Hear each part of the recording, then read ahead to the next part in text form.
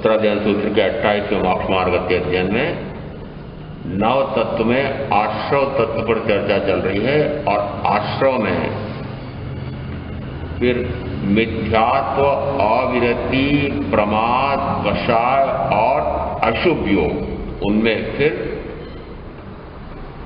प्रमाद में क्या सम्मिलित होता है तो कहा मद, विकथा और चर्चा चल रही है विषय। 5 इंद्रियों के अपने अपने विषय हैं।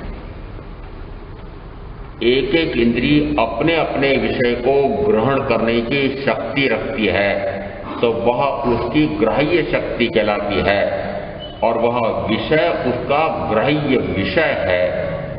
मैं इसके साथ हूं तब तक इस प्रकार की इन इंद्रियों की शक्ति है, और मैं ना रहूं तो नहीं है कि कोई शक्ति नहीं। इसका अर्थ है प्रथमतः यह ध्यान में रखें कि इंद्रियों में, मन में कुछ भी करने की सामर्थ्य नहीं। जो मन को दोष देते हैं कि मन नहीं मानता है, मैं तो निरंतर स्वाध्याय में ही मग्न रहना चाहती हूं, मैं तो निरंतर आपके प्रवचन सुनने में ही लगा रहना चाहता हूं, परंतु ये मन बार बार भटकता है, भाग जाता है। जो इसको दोष देते हैं वे वस्तुतः अपने आप को ही दोष दें, अपने आप का ही दोष माने, क्योंकि मन एक अपेक्षा से मनोवर्णा का बना हुआ है और मनोवर्णा यह उद्गल है। इसका अर्थ है कि इसमें कोई शक्ति नहीं है उद्गल में जानने की, देखने की, अनुभव करने की शक्ति है। फिर कैसे कहते हैं कि मन नहीं मानता है, मैं तो मानता हूं। कि मैं मानता हूं और मन नहीं मानता है, दो भिन्न भिन्न कौन है? माने कि आत्मा में ही 2 प्रकार की विरोधी सत्ताएं विद्यमान हैं। एक इसमें शुद्ध सत्तात्मक स्वरूप है, एक अशुद्ध सत्तात्मक स्वरूप है। जब तक अज्ञानता में, मिथ्यात्व में मिथ्या मोहादि करता है तो माने कि उस समय वह अशुद्ध सत्ता हावी हो रही है। क्यों? क्योंकि शुद्ध सत्ता का ज्ञान भान ही नहीं। जब तक शुद्ध सत्तात्मक स्वरूप मैं आत्मा हूं ऐसा ज्ञान भान नहीं हो, तब तक आ जाता है अशुद्ध सत्ता ही अपना कार्य करती है। और जिस समय ऐसा होता है उस समय मानो कि मैं ही इन मन और 5 इंद्रियों के माध्यम से अशुद्ध भावों में, शुभाशुभ भावों में जाता हूं। तो शुभाशुभ भावों की प्रवृत्ति करने में मन मनन करता है, वचन बोलने का कार्य करता है और प्रत्येक इंद्रिय अपने अपने विषय को ग्रहण करती है। इसका अर्थ हुआ कि ये 5 6 जो कार्य कर रहे हैं ये मात्र मेरे संकेतों के अनुसार ही करते हैं। मत मानना कि ये इंद्रियां नहीं मानती हैं, मत कहना कि ये मन नहीं मानता है। यहां प्रथमतः कहा मन या अनुभव करने में मेरे साथ एक आलम्बन है, और ये 5 इंद्रियां अपने अपने विषय के ग्रहण करने की शक्ति वाली, ये भी मेरे साथ अभी साधन रूप में है। और साधनों का उपयोग कैसे किया जाए तो उसके लिए दृष्टांत इन बहनों का देना पड़ता है। यदि इनके पास एक तेज धार वाली छुरी है और उस छुरी से, चाकू से यह सब्जी फल सुधारने का कार्य करते हैं, यदि उसके स्थान पर ये अंगूठा काट लें, उंगली काट लें तो छुरी का दोष है। यदि उसके कारण से और किसी को क्षतिग्रस्त कर दें तो उस छुरी का दोष है। उसी छुरी को मुझे ज्ञात है कि वह चिकित्सक, शल्य चिकित्सक उपचार में काम लेता है, और उसी छुरी को, चाकू को डाकू हत्यारे दूसरे को मारने या मारी डालने में काम लेते हैं। साधन तो एक जैसा है, साधन में कोई भिन्नता है? साधन तो वही है। एक उसी साधन से कौन सा शुभ कार्य कर रहा है, एक दूसरा उसी साधन से अशुभ कार्य कर रहा है। शुभ से शुभतम और अशुभ से अशुभतम, ये दोनों प्रकार के कार्य मन और 5 इंद्रियों के माध्यम से होते हैं, करने वाला नहीं। माध्यम है, करने वाला कौन, कर्ता कौन, ये कर्ता मैं। इनमें स्वयं इस प्रकार की कर्तृत्व शक्ति है ही नहीं।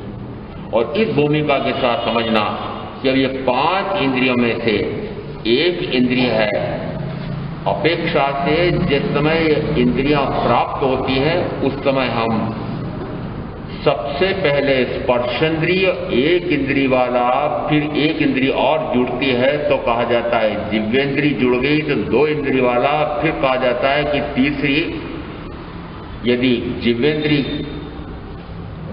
घ्राणेंद्रिय जुड़ गई तो फिर 3 इंद्रिय वाला, और फिर चौथी उसके यह चक्षु इंद्रिय जुड़ गई तो वह 4 इंद्रिय वाला, और जिस समय कान सुनने की शक्ति वाला कर्णेंद्रिय प्राप्त होगी तो 5 इंद्रियां पूर्ण होगी।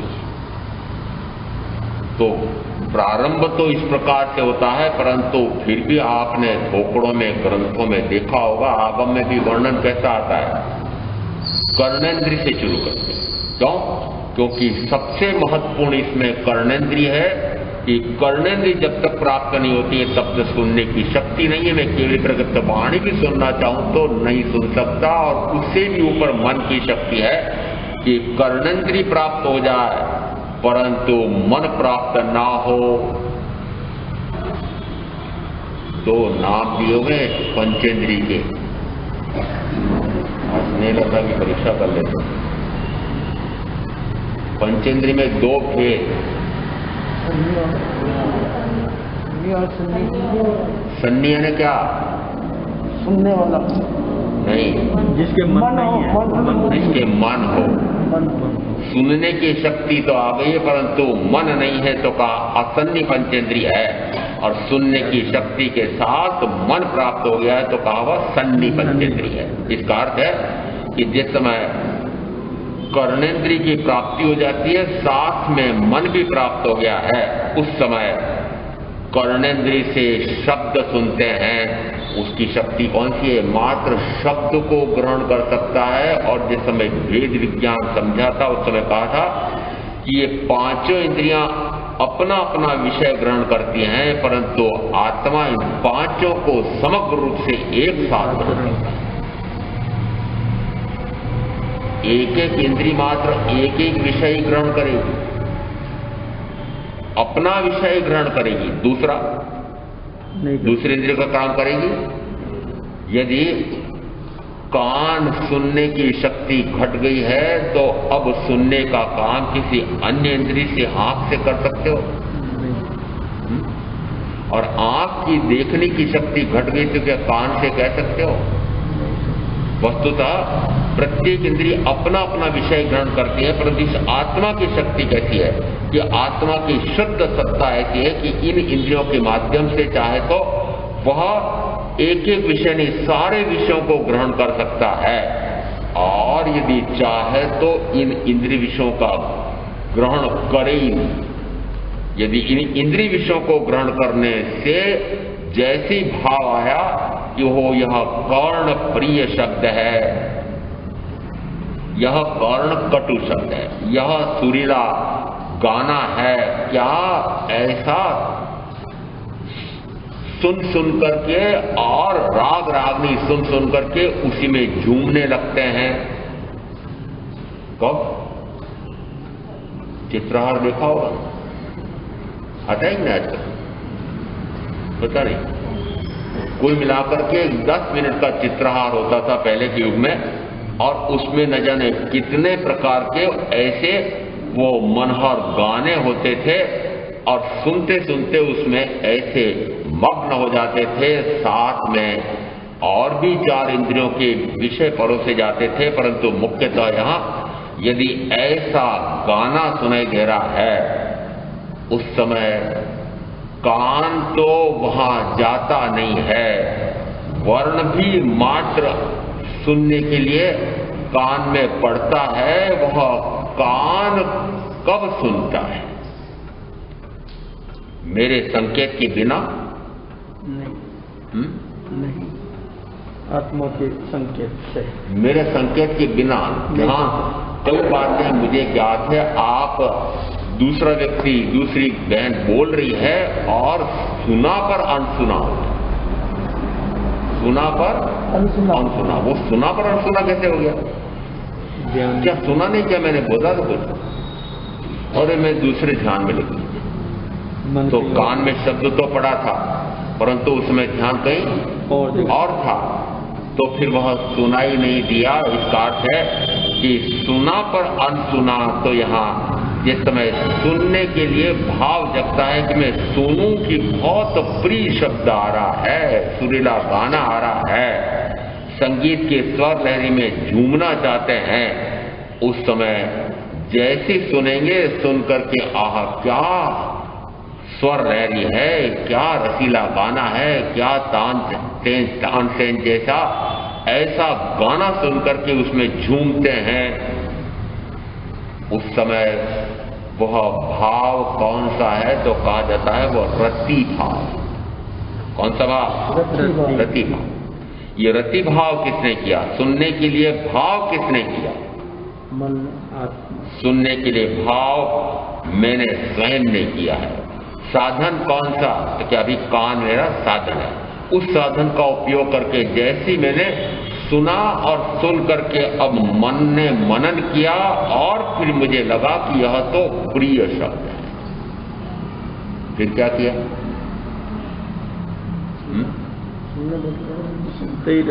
प्रिय शब्द सुना तो फिर क्या किया? आगे पूछ रहा हूं, यहां तक का तो मैंने बता दिया, आगे आप क्या करते हो जो पूछ रहा हूं। राग,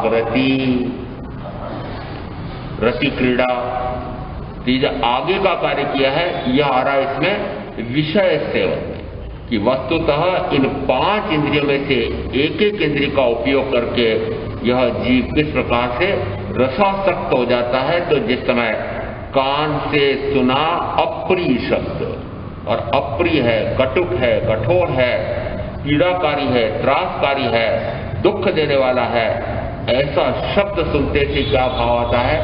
ओहो, मुझे ऐसा कटु वचन गाली दी है, तो गाली दी है यह भाव किसके समझ में आया? आत्मा। याद रहता है क्या? कब तक याद रहता है? सुना और भूला ऐसा हो जाता है क्या? क्यों? कल मैंने यदि कोई तत्व कहा था और आज पूछूं तो भूल गए। और गाली कब की याद है? जब से समझ पकड़ी। आपने उसको बहुत महत्व दिया था, इस कारण से वह याद है कि इसने मुझे ऐसा शब्द कहा था। और इस कारण से कहते हैं कि तीर का घाव तो फिर भी जल्दी भर सकता है, परंतु वह शब्द का घाव भरते ओहो भरे न भरे, वह ऐसा तीखा चुभन होती है, घाव गहरा, उस हृदय में घाव होता है। कहाँ घाव होता है? हृदय में घाव होता है। आपको कैसा लगता है? ओह, ऐसा मुझे तीखा वचन, कटु वचन बोला है, गाली दी है। जैसे इस प्रकार का लगता है, उस समय आपको उसके प्रति क्रोध का, घृणा का, तिरस्कार का, वैर का और वितृष्णा का भाव जगता है।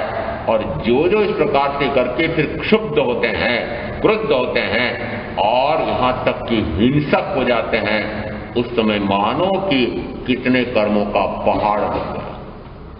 कितने से इतना सा एक शब्द सुना, अज्ञानी कहते हैं उसमें शब्द का क्या दोष? शब्द तो पुद्गल है, शब्द क्या दोष है? शब्द प्रिय है कि अप्रिय है? वो तो शब्द है। प्रिय अप्रिय का निर्धारण किसने किया? क्यों किया? बस वही समस्या आ रही है कि शब्द को शब्द रूप मानो। जिस समय महामुनि महावीर साधनारत थे, उस समय वे एकांत में, गुफाओं में, खंडहरों में ध्यान मग्न रहते थे। और किसी खंडहर में वे जब ध्यान कर रहे होते थे, उस समय कोई भी चोर, डकैत, उचक्का वहां छिपने के लिए आता था और देखा यहां तो पहले से कोई छिपा हुआ है। पूछा कौन है? वे मौन देख करके उन्होंने कहा निश्चित रूप से यह कहीं राजा का गुप्तचर है, यह कोई चोर डकैत है, निकल यहां से, तू यहां कहां से आ गया, छिप करके बैठा है। ऐसा जिस समय महामुनि महावीर के भी कान में शब्द पड़ा होगा, नहीं नहीं पड़ा। यदि उन्होंने वह सुना भी तो अनसुना किया, और जैसे उसने कहा कि निकल यहां से, तो वे चुपचाप निकल जाते। प्रतिक्रिया करते थे? नहीं। आप अपनी परीक्षा करते चलो कि क्या महामुनि महावीर प्रतिक्रिया करते थे। एक जगह उल्लेख मिलता है कि जिस समय वे किसी उद्यान में ध्यानस्थ थे, उस समय राजा का बागवान आया, पूछा कौन। रात में भ्रमण करते समय उन्होंने उस समय कहा, मैं श्रमण हूं, ध्यान में ली। यदि वो बागवान कहे कि ये स्थान नहीं है, तुम निकलो यहां से, तो चुपचाप निकल जाते थे। यह भी नहीं कहते थे कि मैं तुम्हारे बड़े भाई नंदीवर्धन का छोटा भाई राजकुमार वर्धमान हूं और अब मैं श्रमण हो गया हूं, साधना कर रहा हूं, कुछ कहते थे? नहीं। चुपचाप वहां से निकल जाते थे। जिस समय ग्रह कलह होता हो, 2, 3, 4 बहनें, अब वो नाम आजकल मुझे सास बहू कहना बड़ा कठिन हो गया, इसलिए मैं कहता हूं यदि एक साथ रहती हो, यदि कोई ऊंची नीची बात हो जाए, तो क्या आप उस स्थान को छोड़ देते हैं? हारने वाला छोड़ता है। छोड़ देते हैं। यदि ये जोर से बोल सकती है तो मैं और जोर से बोल, यदि इसने ऐसा कहा है तो मैं ईंट का उत्तर से दे सकता हूं। और मैंने कोई चूड़ियां पहन रखी है क्या, भाई क्या कहते हैं? जवाब देते हो? परंतु जिस समय महामुनि मैतार्य को इस प्रकार से कलंकित कर रहा था, जिस समय खंदक ऋषि को वे वधिक कर ले जा रहे थे, तुम्हारी राजा ने आज्ञा दी है चमड़ी उतारी जाएगी, उस समय बताओ उन्होंने कुछ प्रतिवाद किया था, प्रतिरोध किया था, कुछ उत्तर दिया था? दिया था? क्यों नहीं दिया? क्यों नहीं दिया? ये विचार ये करना है कि उन्होंने उत्तर क्यों नहीं दिया। यदि कोई भी दुख आया है, वेदना आई है, कलंक आया है, प्रिय शब्द है कि अप्रिय शब्द है, तो प्रिय शब्द आता है पूर्वोपाधि साताविदिनी कर्म के उदय से, अप्रिय शब्द आता है असाताविदिनी कर्म के उदय से, और कटुक शब्द में कलंक शब्द भी ये पूर्वोपाधित नाम कर्म के, अपयश नाम कर्म के उदय से आता है। क्या माना उन्होंने? यह कर्म का फल है और कर्म के फल के अनुसार कार्य क्रिया प्रवृत्ति करना, प्रतिरोध प्रतिशोध लेना, वैर की गांठ बांधना, ये तो पुनः कर्म का भयंकर बंध है। और यदि उस कर्म के उदय में यदि कर्ण प्रिय है तो क्या और कर्ण कटु है तो क्या, दोनों से मैं अप्रभावित रह जाऊं तो कहा जाता है वह कर्म निर्जरित। आपको कर्म की निर्जरा करने के लिए कोई तेला अठाई नहीं करना। करो तो भली करो, मैं कह रहा हूं अरे बहुत तो कर लिया, परंतु यदि उसी समय कोई कर्ण कटु शब्द आ जाए तो सहन होता है क्या? यदि वो सहन नहीं होता है तो वो अठाई का तप बेकार है। अब ये स्वरूप जी कह रहे हैं बेकार है, मैं तो नहीं कहता। क्यों? क्योंकि मैं कहूं तो सब नाराज हो जाते हैं। अरे वो यदि इस प्रकार से बाह्य में तप साधना तो दिखाई दे रही है, परंतु अभ्यंतर में कर्ण प्रिय और कर्ण कटु पर विजय प्राप्त नहीं हुई है, इसका अर्थ है कि कोई साधना नहीं। विषय वासना में चले गए, मात्र कर्ण प्रिय को सुनकर के प्रीता कर ली, प्रीता कराने वाले के प्रति राग कर लिया, सारी साधना चली। यदि कर्ण कटु सुन करके और दुख का अनुभव किया और दुख देने वाले उस कटु शब्द गाली शब्द को देने वाले उसके प्रति द्वेष का, वैर का, वैमनस्य का, घृणा का, तिरस्कार का, हिंसा का, क्रोध का भाव कर लिया तो मान लेना कि पुनः ज्ञानावरणादि 7-8 प्रकार के भयंकर कर्म का बंद हो गया। यदि कर्म के निमित्त के अनुसार कार्य करें तो अनंत कर्म का बंध, और उसके अनुसार कार्य न करें तो संवर निर्जरा मोक्ष। कितना सरल है? सरल है, कठिन है? सुनने में सरल नहीं है, करने में सरल है। करने में सरल है। करो, कुछ मत करो, सुनो ही मत। सुनो तो अनसुना कर दो, आत्मा में ठानो। सुनो तो अनसुना कर दो। तो फिर किसको सुनो? उसको नहीं सुनो तो किसको सुनो? जिस समय इस प्रकार का कर्ण प्रिय कर्ण कटु शब्द आया, उस समय वीतराग के वचन को सुनो, वीतराग के वचन का स्मरण करो और तुरंत उसका प्रभाव निष्फल हो जाएगा। कठिन क्यों है? कठिन इसलिए कि आपने उसका उपचार नहीं ढूंढा होता। उपचार कौन सा है? उपचार कौन सा है?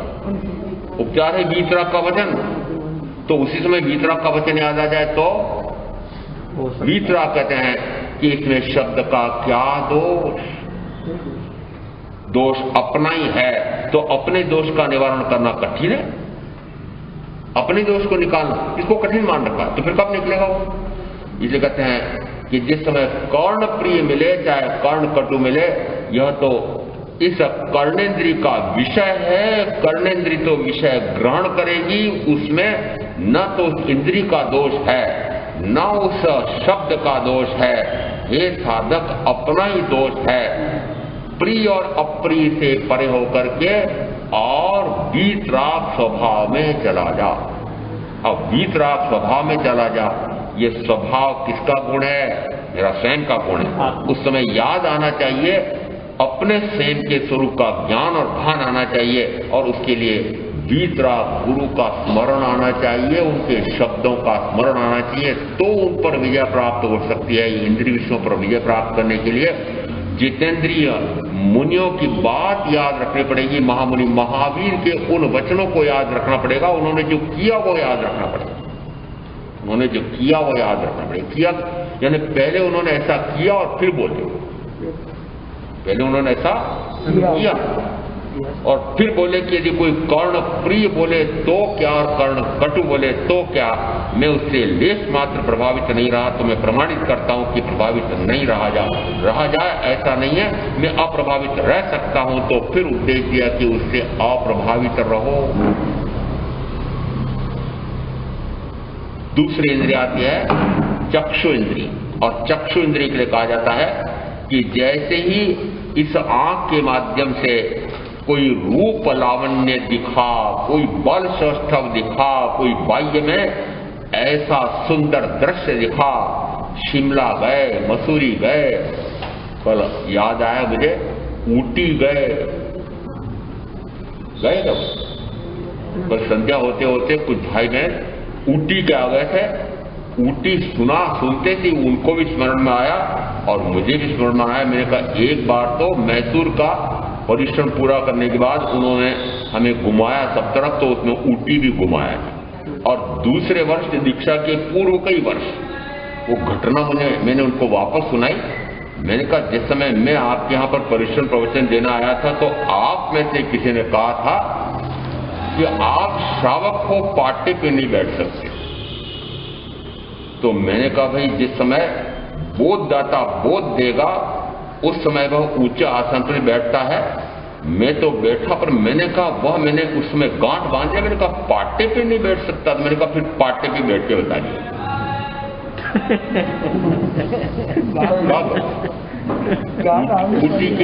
ऊटी के उस परिश्रम प्रवचन के बाद दूसरे साल बैठा ना पाटे पे, तो उनको याद आया कि हाँ महाराज साहब आपने उस समय ऐसा हमें कहा था।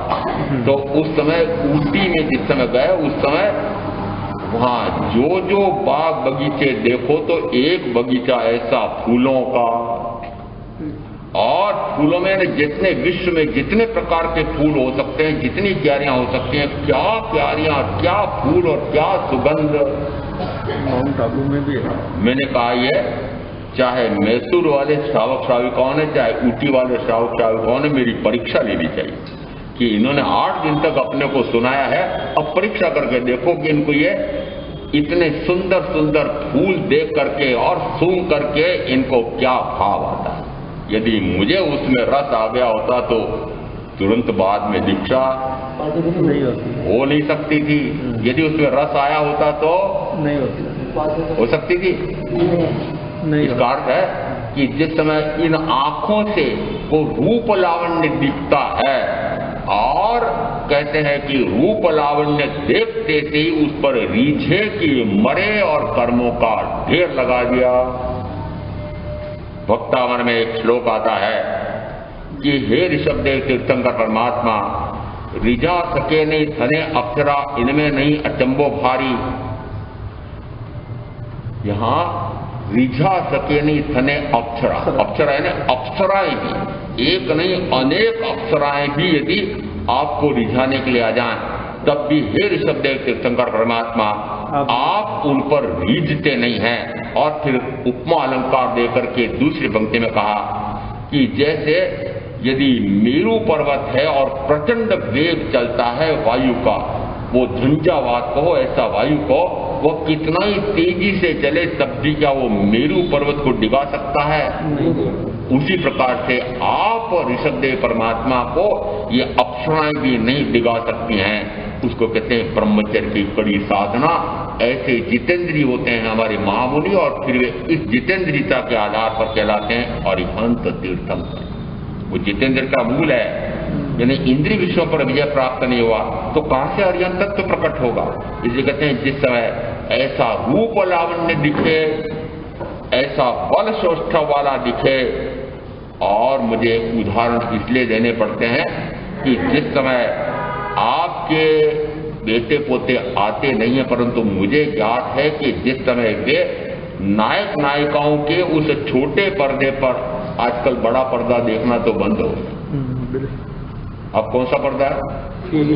हाँ, अब छोटे पर्दे पर जिस समय देखते हैं, आपको पता नहीं है उनको न जाने कितनी फिल्म तारिकाओं के बेटों को नाम याद है और किसने किसमें कौन सा अभिनय किया था और क्या उसका हाथ गिरा था, क्या परिहास था उस नायिका का और क्या नायक का अभिनय था, वो सारे वर्णन कर देंगे आपके सामने धड़ाधड़। पूछो तो सही कभी मैंने पूछना कभी कि उनको कितने याद है उन फिल्म नायिकाओं के याद, उन फिल्म नायकों के बेटों को, और न जाने कितने कितने उनको नाम याद हैं। वो चौके छक्के वालों के न जाने कितने उनको नाम याद हैं और किसने किस समय कितने चौके और कितने छक्के और कितने शतक बनाए थे और कौन किस में विजयी हुआ था, ये सारे उनको पूरे वर्णन सुन लो धड़ाधड़। किससे? कभी बटन दबा के देखना बेटे पोते पोतियों को धड़ाधड़ सारा सुना देंगे। परंतु यदि उनको तीर्थंकर महावीर महामुनि अवस्था में कैसी साधना कर रहे थे, अन्य साधक कैसी साधना कर रहे थे, उनका कुछ भी ज्ञात है, नाम भी है। जिस समय वो फिल्म नायिकाओं के चित्रण करते हैं तो उस समय वो कैसा उसका हाथ है, कैसा विलास है, क्या परिहास है, क्या अंग है, ये मनोरम अंग मनोहर अंग देख देख करके वे अंदर में पक्का कर लेते हैं कि अब मेरे यदि मिले जीवन संगिनी तो ऐसी मिलेगी। और फिर माता पिता कहो वह स्वयं को देखने जाएं और वैसे सारे मिले नहीं, तब तक क्या करता रहता है? स्वीकार ही नहीं करते, स्वीकार ही नहीं करते। अरे उसे ये पता नहीं है कि इस प्रकार की फिल्म नायिका प्रथम तो वैसी होती नहीं है, और होती भी हो तो लीपापोती करके न जाने कैसी साज सज्जा श्रृंगार करके ऐसी दिखाई देती हैं। और क्यों नहीं मानते हो कि वो मात्र नाटक है, परंतु उन्होंने तो उसी को प्रतीक मान लिया, उसी को वे आदर्श मानते। इसको नायक नायिका। और यदि मैं कहूं कि नायक नायिकाएं वो महाभ्रष्ट हैं, व्यभिचारी हैं, तो वे आपके बेटे पोते पोते पोतियों के लिए क्या है? आदर्श। आदर्श। है कि नहीं है?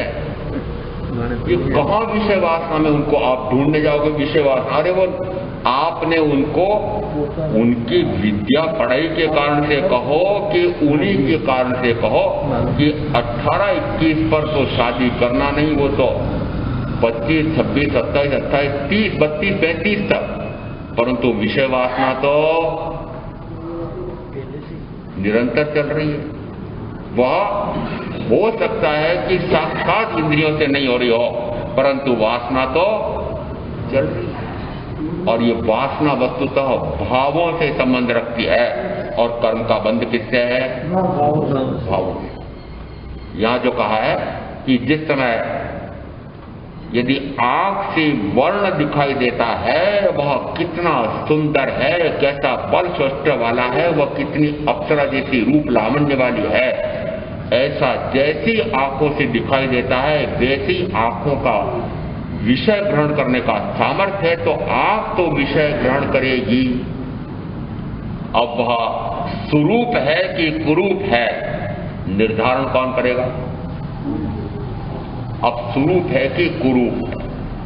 जिस समय महाराजा जनक के यहां पर राज्यसभा में कोई तात्विक विषय पर चर्चा चल रही थी, उस समय कोई समाधान नहीं निकला, तो उन्होंने कहा अपने गुरु को बुलाया जाए, और गुरु को जिस समय सभा में बुलाया गया तो कई सभासद तो हंसने लगे, कई विस्मय से देखने लगे।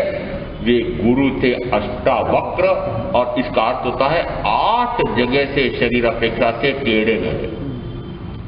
जैसे ही सभासदों को हंसते हुए देखा तो अष्टावक्र ने कहा, मैं तो समझता था महाराजा तुम्हारे सभा में पंडित होते हैं, ज्ञानी होते हैं, परंतु यहां तो सारे चमार बैठे हुए। क्या देखा? चमड़े को देखा। आपने जिस समय जीवन संगिनी तय की तो आपने क्या देखा? चमड़ा ही देखा। आपने क्या देखा बहनों? तो सारे कौन सी श्रेणी के हुए? चमार। जिस समय एक हमारे यहां और विशिष्ट वर्णन उत्तरादेव सूत्र में आया हुआ है कि प्रथमतः तो काला कलूटा बेडोल शरीर, और फिर चांडाल कुलज, और बच्चे बहुत चिढ़ाते थे, और भी बड़े बड़े भी चिढ़ाते रहते थे, और ऐसे चिढ़ते भी रहते, कूड़ते भी रहते थे, और पत्थर लेकर के मारने भी दौड़ते रहे होंगे। परंतु जैसे ही 2 प्रकार के दृष्टांत मिलते हैं, मुझे दूसरा दृष्टांत देना है कि उन्हें सोचा रहे ऐसा शरीर मिला है, इस शरीर को नष्ट ही कर दूं तो ये जंजाल खत्म हो। इस कारण से किसी पहाड़ी पर चोटी पर जाकर के जैसे वे लुढ़क करके आत्महत्या करने वाले थे, तो उसी समय कहो कोई महामुनि उधर से विचरण करते हुए आ रहे थे, और कल कहा था कि मुनि दर्शन से सम्यक दर्शन, और सम्यक दर्शन से केवल दर्शन तक होता है। दूसरा उदाहरण आ रहा है, जैसी दोनों की आंखें एक दूसरे से मिलती हैं और मुनि थोड़ा सा संकेत देते हैं, वे ठिठक जाते हैं, और फिर मुनि बोध देते हैं कि चाहे शरीर कैसा ही हो, इसके साथ रहने वाला आत्मा कैसा है। अनंत ज्ञान, अनंत दर्शन, अनंत सुख, अनंत वीर्य संपन्न ऐसा शुद्धतम आत्मा इसके साथ है। और शरीर चाहे कितना ही अशुद्ध है, काला कलूटा है, बेडोल है, और चाहे चंडाल कुल में जन्मे हो, तब भी इसी शरीर के साथ रहते हुए आत्मा की शुद्धावस्था प्रकट करना चाहो तो वह भी प्रकट कर सकते हो। और बोध प्राप्त होते थे ही तीर्थंकर महावीर के सानिध्य में आते हैं, क्षायिक सम्यक दर्शन होता है, मुनि अवस्था लेते हैं, और मुनित्व धारण करके अरिहंत तत्व को प्रकट करके मोक्ष चले जाते हैं। शरीर कौन सा? कुरूप के स्वरूप? कुरूप। अब जिन जिन को शरीर पर घमंड आता हो, जिन जिन को कुरूप शरीर पर द्विगुना स्वरूप हो गया है, ऐसा भान आता हो, मैं पूछता हूं जिस समय ये 2, एक पुरुष और एक स्त्री एक दूसरे से जुड़ते हैं, एक ने बल सौष्ठव देखा, दूसरे ने रूप लावण्य देखा, और फिर दोनों में से एक कहो कि देखते देखते कैंसर की गांठ पता लगी और काला कलूटा हो गया, शरीर क्रश हो गया, या कहो कि शरीर में घाव पड़ गए, गुना हो गया, मलमूत्र में दुर्गंध आने लगी। और अब इन दोनों में से एक दूसरे की परीक्षा करने के लिए मैं पूछ रहा हूं कि जिस समय दोनों एक दूसरे से जुड़े थे उस समय जो प्रेम था,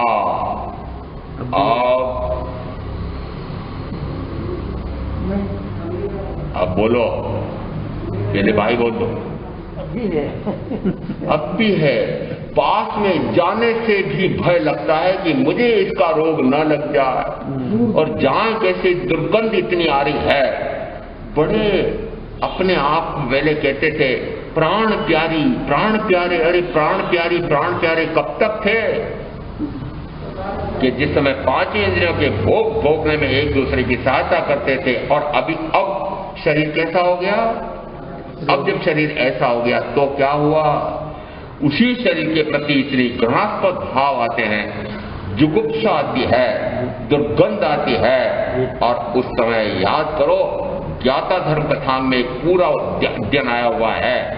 यदि राजा ने इतना स्वादिष्ट और सौरभ वाला भोजन प्रीति भोज में दिया और सुबुद्धि मंत्री प्रशंसा नहीं करते हैं, और नाले की तरफ जा रहे थे, उस समय भयंकर दुर्गंध आ रही थी, उस समय भी उन्होंने नाक मुंह नहीं सिकोड़ी थी, तो फिर पूरी कथा नहीं कहना है। क्या कहा सुबुद्ध मंत्री ने? उन्होंने कहा यह तो पुद्गलों का परिणमन है। पुद्गल कभी शुभ रूप वर्णन करते हैं और कभी अशुभ रूप वर्णन करते हैं। जिस समय पुद्गल शुभ रूप वर्णन करके रूप लावण्य दिखाई देता है, सुंदर है, अप्सरा जैसी है, बल सौष्ठव वाला शरीर दिखाई देता है, उस समय तो राग रति रति क्रीड़ा की। और जिस समय वही कुरूप हो जाता है, उस समय घृणा तिरस्कार किया, जुगुप्सा का भाव किया। दोनों में कर्म का बंध। किसमें? दोनों में कर्म का बंध। एक रति कहा गया है, दूसरे को अरति कहा गया है। और आचारांत सूत्र के प्रथम सूत्रस्कंध में 3:1 में कहा, हे साधक, रति यह भी बुरा है, यह भी भयंकर कर्म का बंध कराने वाली है, और रति यह भी दूसरे छोर पर है, यह भी भयंकर कर्म का बंध कराने वाली है। इसलिए रति और रति से परे होकर के विरति में चला जा। तैयार हो गए? भाई बहनों को पूछ रहा हूं, वो बहनों को भी इसलिए पूछ लेता हूं कि अभी तो ये विरति में जाने के लिए तैयार हुई हूं तो सत्या जी यहीं पर है, नहीं तो मेरे लिए इनके लिए कहना मुश्किल पड़ता है। भाइयों को तो कह सकता हूं, विरति में जाने का संकल्प हो रहा है क्या कि रति से भी भयंकर कर्म का बंध है और अरति से भी कर्म का भयंकर बंध है, तो उपाय कौन सा हुआ? उपाय कौन सा? रति से भी परे और अरति से भी परे विरति में चला जा। तो सूत्रकार उपदेश देते हैं कि यदि आंख से यदि स्वरूप दिखे तो क्या और कुरूप दिखे तो क्या, दृष्टांत देते हैं। यदि दीपक है और उस दीपक के सामने ऐसे बढ़िया सुघड़ और ऐसे रंग बिरंगे किए हुए सुंदर घड़े सामने आते हैं, और उसी के सामने टूटे फूटे ऐसे घड़े भी सामने आते हैं, क्या वह दीपक उन सुंदर सुंदर घड़ों को अधिक प्रकाश देता है और ऐसे वो कुरूप भांडों को कम प्रकाश देता है? उस दीपक के प्रकाश में दोनों समान हैं, उसी प्रकार से ज्ञान के प्रकाश में ये दोनों समान है। स्वरूप है कि कुरूप है? ज्ञान कहता है तो वर्ण का गुण है, यह कभी स्वरूप दिखाई देता है, कभी कुरूप दिखाई देता है। इसमें रति अरति करके हे साधक कर्म क्यों बांधता है? विरति में चला जा, वीतरागता में चला। अगली है गंध। जिस समय सुगंध सूंघने के लिए बाग बगीचों में जाते हैं, शिमला मसूरी में जाते हैं, अभी उदाहरण दिया ऊटी जाते हैं। आपके यहाँ पर भी जिस समय घरों में इस प्रकार से बगीचे लगाते हैं और रात रानी लगा रखी हो, केवड़ा लगा रखा हो, क्या सुगंध आ रही है? आती है? नहीं तो अगरबत्ती। अरे सुगंध आती है कि नहीं? अगरबत्ती क्या रखा है? अगरबत्ती में क्या आती है? और वो जो सुगंध है केवड़े की, वो जो नागफणी की सुगंध है, वो जो रजनीगंधा की सुगंध है, देखो तो सही, सूंघो। और जिस समय इस प्रकार की सुगंध आती है उस समय इत्र फूले, वह नहीं मिले तो फिर इत्र फूले, और वह नहीं मिले तो आजकल नए नए तरीके सौंदर्य प्रसाधन, ये सारे जिस समय आप सूंघ सूंघ करके सुगंधित पदार्थों को सूंघ सूंघ करके प्रफुल्लित होते हैं, प्रसन्न होते हैं, रति भाव, रति क्रीड़ा, क्या हुआ? फल क्या आया? फल आया ज्ञानावरणादि 7-8 प्रकार की कर्म का भयंकर बंध। और उसके स्थान पर यदि कहीं नाले नाली में जाना पड़ जाए और यदि दुर्गंध आए तो नाक भौं सिकोड़ते हैं। और ये नालों पर जाने की भी जरूरत नहीं है। जिस समय मल विसर्जन करते हैं, मूत्र विसर्जन करते हैं, जिस समय यदि परिजनों में से कोई या अन्य अपने कोई परिचित यदि परिजन यदि अस्पताल में भर्ती हैं और उस समय शरीर में घाव हो रहे हैं, कीड़े पड़ गए हैं, मवाद झर रहा है, दुर्गंध आ रही है, उस समय सहन होता है? सहन होता है? सुगंध में प्रफुल्लित होते हो, रतिभाव होता है। दुर्गंध में दुखी होते हो और अरतिभाव आता है। दोनों कर्म का बंध कराने वाले हैं। इसलिए यह तो गंध और सुगंध और दुर्गंध यह पुद्गल का परिणमन है, यह पुद्गल का स्वभाव है। यदि स्वयं जिस शरीर को लेकर के बैठे हुए हो उसी शरीर में इस प्रकार की दुर्गंधें निकलती हो तो, और जिस समय यह तेजी से पूर्वोपार्जित कर्म के उदय से असाता वेदनी कर्म यदि तीव्र से तीव्रतम उदय में आ जाए और उस समय इसी शरीर से इस प्रकार की जब दुर्गंधें आने लगेगी तब बताओ हाय विलाप होगा? आद्यान होगा? क्यों होगा? पर ये तो पुद्गल का स्वभाव है, इस शरीर का स्वभाव है। ये शरीर रोगों का घर है, वेदना की मूर्ति है, सड़न गलन इसका स्वभाव है। यह तो अपने स्वभाव के अनुसार ऐसा ही करेगा। परंतु चाहे यह कितना ही सड़ रहा हो, कितना ही गल रहा हो, कितनी दुर्गंध आ रही हो, मैं शुद्धतम आत्मा इसके साथ अपने शुद्ध स्वरूप पर दृष्टि करो तो फिर सुगंध दुर्गंध पर रति अरति होगी? नहीं होगी। इसलिए साधक को सावधान करने के लिए ज्ञानी चेतावनी देते हैं कि इस प्रकार से सुगंध है तो क्या और दुर्गंध है तो क्या, ये दोनों पुद्गल का परिणमन है। तू तो शुद्ध आत्मा है और इसके परिणमन से प्रभावित होकर के क्यों रति अरति राग द्वेष करते हो? रति अरति के स्थान पर विरति में चले जाओ, राग द्वेष के स्थान पर वीतरागता में चले जाओ। आश्रव के साथ साथ साथ संवर दिया जा रहा है। संवर कैसे करना? आप तो जैसे ही पहुंचे साधु साध्वी के यहाँ पर, कितनी देर की स्थिरता है, जितनी देर की स्थिरता हो तब तक संवर पचक लो बैठ, वो संवर है?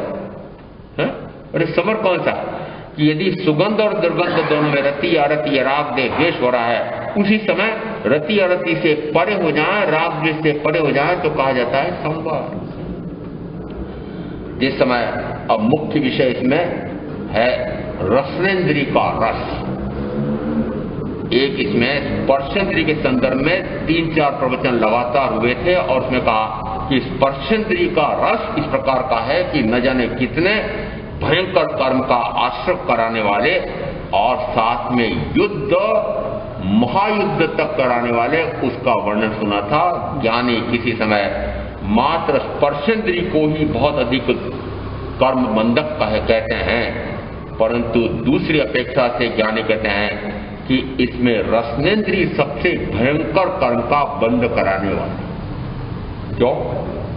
कुष्ठ करने वाली। रसनेन्द्रिय ऐसी है कि जो अन्य 4 इंद्रियों को अपेक्षा से इस स्पर्शेंद्री को बलिष्ठ पुष्ट करने वाली कौन?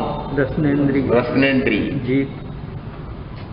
जिस समय आप भोजन करते हैं, मुझे ज्ञात है कि आप जो भोजन बनाते हैं उसी भोजन में से मैं भी थोड़ा सा भोजन लेकर के आता हूं और मैं भोजन कर करके ये कहता हूं कि मैंने तो कर्म की निर्जरा की। और आपको यदि मैं कहूं कि आपने कर्म का बंध किया तो आपको लगता है महाराज कहते हैं वही भोजन हमने किया है, वही भोजन इन महाराज ने किया है और ये तो बड़े अच्छे। ये तो कहते हैं मैंने तो संवर निर्जरा किया और हमने तो आश्रय बंद किया। बिना हुआ क्या? आपने वह भोजन किस अपेक्षा से किया? रस ले लेकर के, स्वाद के लिए। तो मुझे पता है कि प्रथमतः तो चटकारे ले लेकर के, जैसे चटकारे ले लेके खाया कि नहीं, मजा ले लेके खाते हो कि नहीं? जिस समय प्रीति भोज में जाते हो उस समय बढ़िया से बढ़िया व्यंजन चुन करके खाते हो, उस समय मजा लेते हो कि नहीं? रूखा सूखा खाते हो क्या वहां? नहीं, वो तो रूखा सूखा कब खाते वो भी मुझे पता है।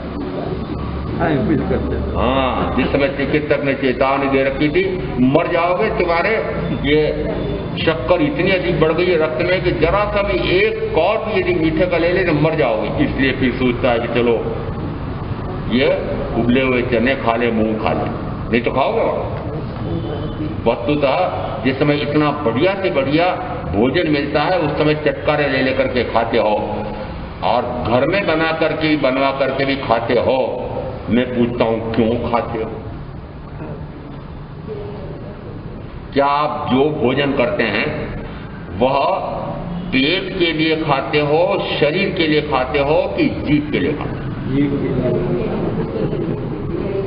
इस जीभ के लिए खाते हो, उसके लिए मैं कहता हूं चट्टी जबान,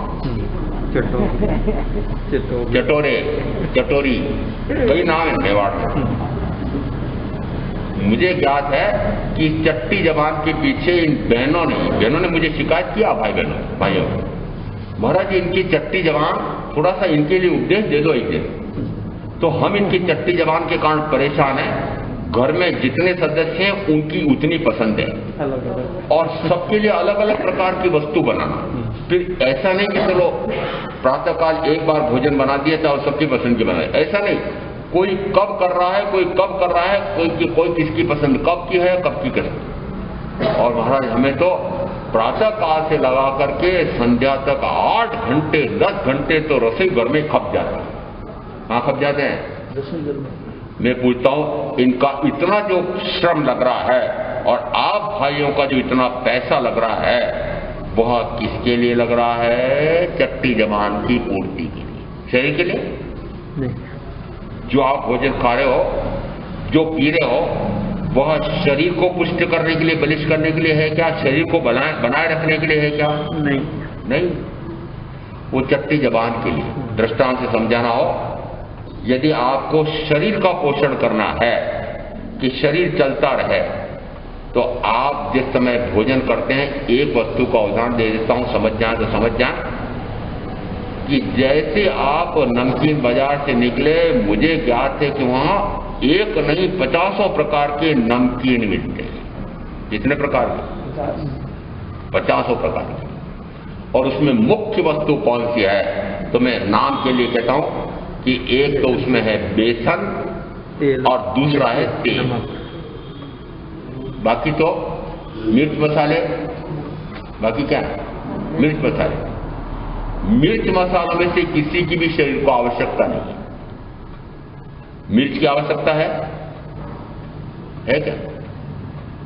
और ये जीभ भी जलेगी, आंतें भी जलेगी और मलमूत्र द्वार में भी जलन होगी।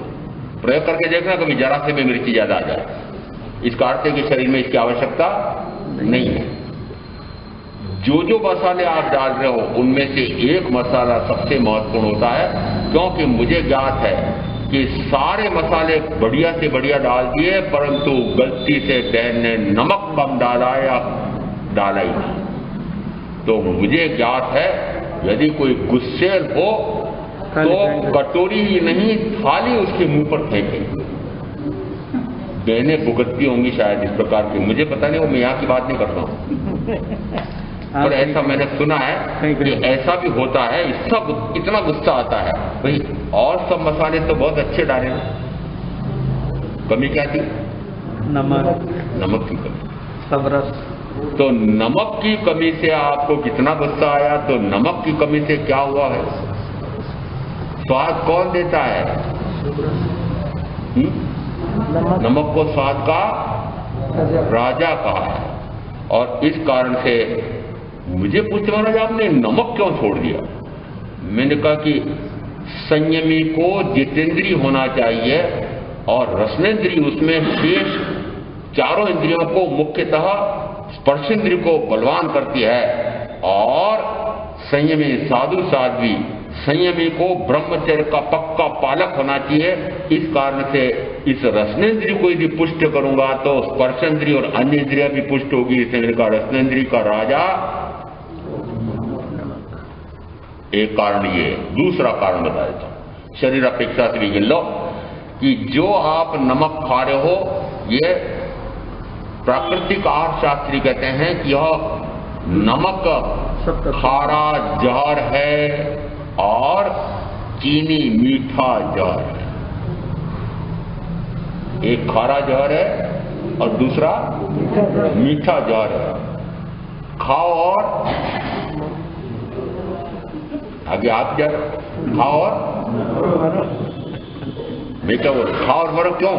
कि निरंतर विषैले पदार्थ, यानी यदि विषैले पदार्थ खाएंगे तो निरंतर उसमें विष अंदर जमता जाता है। और कहा जाता है कि जितना नमक मनुष्य खा रहे हैं वह सारा नमक इन गुर्दों को छान छान करके बाहर फेंकना पड़ता है, रोम द्वारों से बाहर निकलता है। गर्मी के दिनों में पसीना होता है, उस समय आपको पता है कभी कभी सफेद जम जाता है। वो क्या है? चाट के देखना कभी। हरा है वो क्या है? नमक। क्यों फेंका शरीर ने? आवश्यक नहीं है, आवश्यक नहीं है। और गुर्दे आजकल कहते हैं कि यदि जरा सी भी खराबी हो जाए तो कितनी समस्या, और गुर्दा खराब हो जाए तो शरीर का अंत हो जाता है, मृत्यु हो जाती है। उन गुर्दों पर कितना बोझा कि जितना नमक आपने शरीर में भेजा है, गुर्दों को उनको छान छान करके वापस बाहर फेंकना पड़ता है।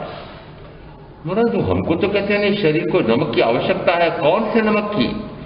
जो शरीर विज्ञानी जिन 8 प्रकार के नमक का लवण का की बात करते हैं, वह प्राकृतिक आहार में सहज में उपलब्ध है। हर वस्तु, हर